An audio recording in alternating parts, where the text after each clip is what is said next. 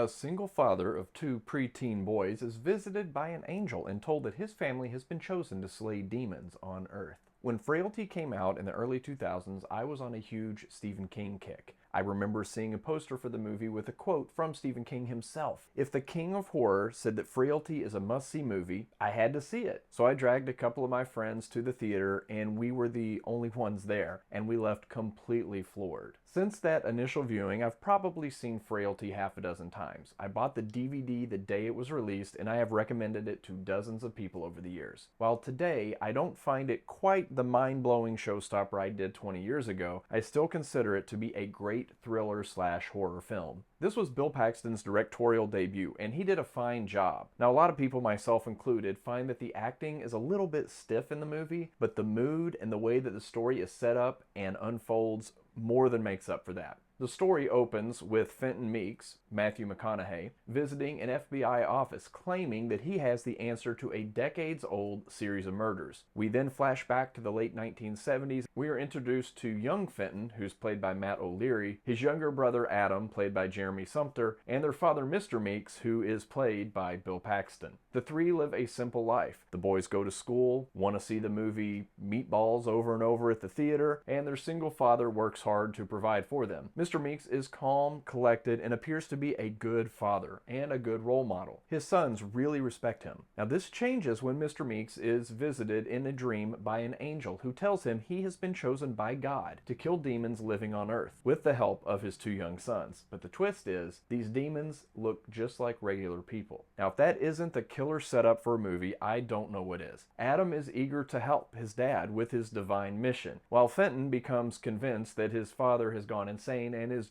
just murdering innocent people with an axe in front of his young children. I'm not going to say any more than that, but there are plenty of twists and turns and revelations along the way. The movie moves at a brisk pace with something new and exciting or disturbing happening every few minutes. Now, whether you believe that Mr. Meeks is doing God's work or is an actual serial killer will likely shape how disturbed you feel. Frailty is very well executed, and it keeps the audience guessing and on their toes until the very end. And when I first saw the movie, I loved the ending. The older I get, the more I think there might be a better and slightly more ambiguous ending out there. But even so, I find Frailty to be a hidden gem with too small of a cult following. More people need to see this film. It is a thriller that's gonna make you think.